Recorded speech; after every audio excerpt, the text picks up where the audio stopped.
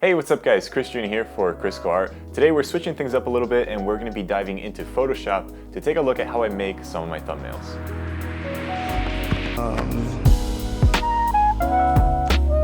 So just yesterday we talked about how to make money on YouTube. So if you're starting up a channel and that sort of thing interests you, definitely check out that video to see how it works. But we also touched upon a few tips, and one of them were just don't do it for the money. Don't let money be the motivator, and I think that kind of applies to thumbnails. If you're trying to grab views just to grab them, that becomes very clear in the thumbnail, and that's when you get to more clickbaity content. So you want to stay away from that, and it's hard to say how to because it's such a fine line, because obviously you're proud about what you made and you want to show it to people. So in my opinion, it needs to be a balance between something that can grab people's attention but that can also represent the content that is behind that thumbnail. So how do we make a thumbnail that's not clickbaity but that can grab people's attention? So there's a few visual things that you can do, and this can go really deep into psychology and why people want to see certain videos over others. But to keep things somewhat basic, let's talk about just three main things that you want to do in a thumbnail.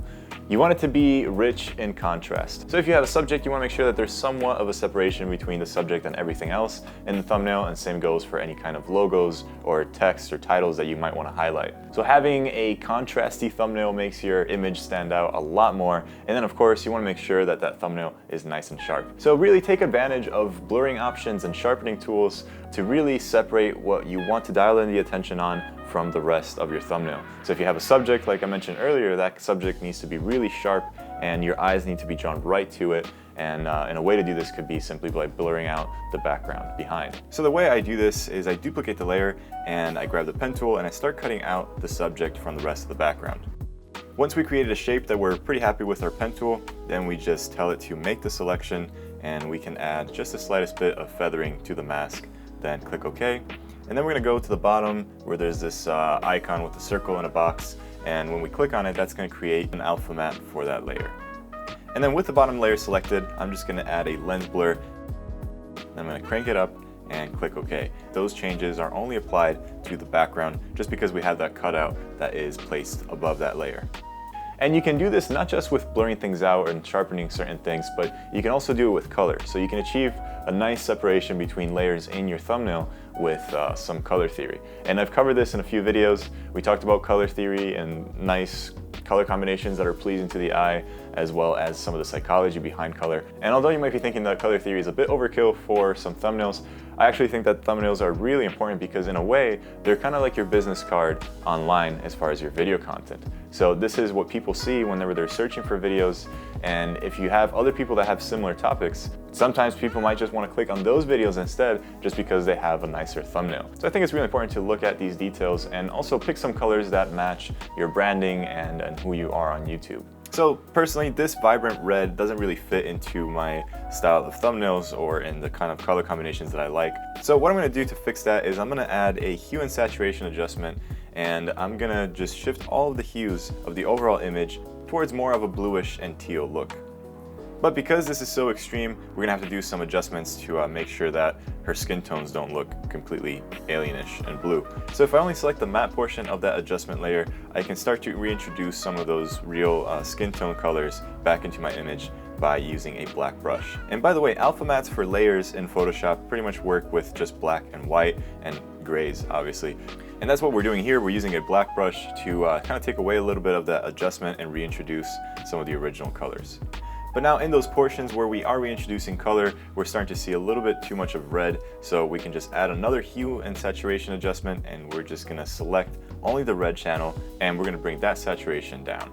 And then as an added step to kind of tie all of this in together, I'm gonna add one of my favorite LUTs, and that's gonna really bring out some of those orange and teal colors out of this image. And then finally add some personal touches, some final details, and some elements that can really make those thumbnails stand out in terms of being your own. So what I mean by this is you can add some branding elements into the thumbnail. You can have a certain template or a certain structure of how you place things in the thumbnail. And this part's important just for recognition and making your channel familiar to your subscribers. So whenever they see that in their feed, they recognize you instantly by the set of colors or certain elements that you add to your thumbnail. So one trick that I started to consistently do with my thumbnails is creating sort of a fake 3D effect where certain things seem to pop out of the thumbnail. And the way that this is done is by applying white bars on the top and bottom of your video. Personally, I chose just an aspect ratio that matched sort of an anamorphic format.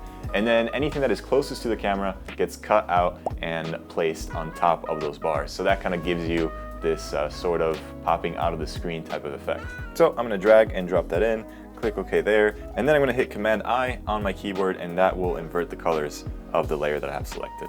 We can drag that layer below our subject and in between that and our background. And then once you have it there, you can make some final adjustments and really fine tune that popping out effect.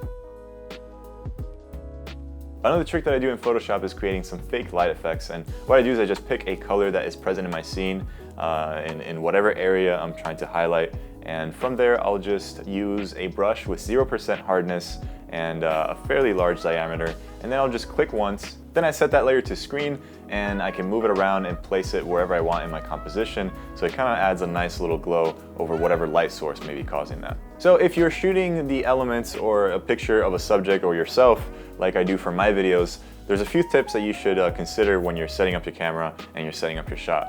First of all, I like to shoot with a somewhat shallow depth of field so that you can create some separation already in camera by having your subject fully in focus like I am right now and the background slightly out of focus. So this is just something to keep in mind and experiment with. Maybe you might want to open up your lens a bit just to allow more of a shallow depth of field so you can get more separation between your subject and your background.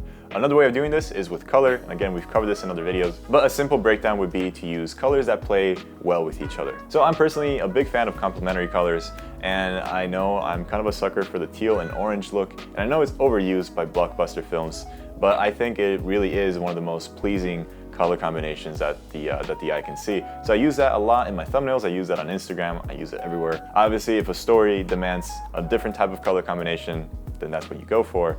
Same should go for the thumbnail, but it's nice to kind of have an overall theme of colors that is always present in your thumbnails. So how do we get complementary colors in our photography or in our videos? So right now what I'm doing is I'm being lit by two ice lights that are just daylight balanced, and then the light behind me that's kind of giving me an edge is a tungsten light. So as long as the camera's white balance is set to daylight, then these are gonna read fine on my face, and then the backlight is gonna have a nice warmer look to it. So if you're not in photography or lighting, this might sound a little bit confusing, but basically what I'm saying is that these lights have a bluish kind of tint on me right now, and it's complemented by a warm orangish color from the back, and that creates that nice separation because that light is kind of spilling onto the desk. And then of course we have a practical lamp that is orange as well, so we're having these two opposite colors blend in the same image. So this kind of topic could go on and on, but I think this is a pretty good start visually. I mean, you can even think about the psychology behind thumbnails,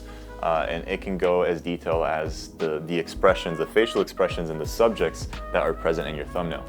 That will probably be for another video. I feel like this covers enough of what you need to get started in making some attention-grabbing thumbnails. And there it is. This is our final result. Of course, you don't have to make thumbnails that look exactly like this. I really encourage you guys to make your own.